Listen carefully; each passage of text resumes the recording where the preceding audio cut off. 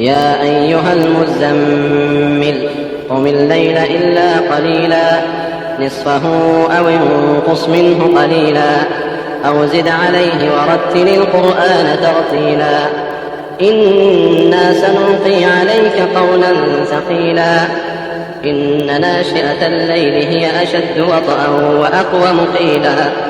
إن لك في النهار سبحا طويلا واذكر اسم ربك وتبتل إليه تبتيلا رب المشرق والمغرب لا إله إلا هو فاتخذه وكيلا واصبر على ما يقولون واهجرهم هجرا جميلا وذرني والمكذبين أولي النعمة ومهلهم قليلا إن لدينا أنكالا وجحيما وطعاما ذا غصة وعذابا أليما يوم ترجف الأرض والجبال وكانت الجبال كثيبا مهيلا إنا أرسلنا إليكم رسولا شاهدا عليكم كما أرسلنا إلى فرعون رسولا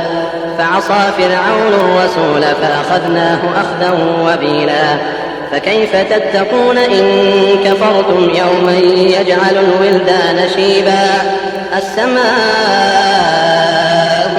منفطر به كان وعده مفعولا إن هذه تذكرة فمن شاء اتخذ إلى ربه سبيلا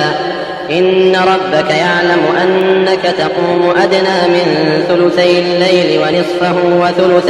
وثلثه وطائفة من الذين معك والله يقدر الليل والنهار علم أن لن تحصوه فتاب عليكم فاقرؤوا ما تيسر من القرآن علم أن سيكون منكم مرضى وآخرون يضربون في الأرض يبتغون من فضل الله وآخرون يقاتلون في سبيل الله فاقرؤوا ما تيسر منه وأقيموا الصلاة وآتوا الزكاة وأقرضوا الله قرضا حسنا وما تقدموا لأنفسكم من خير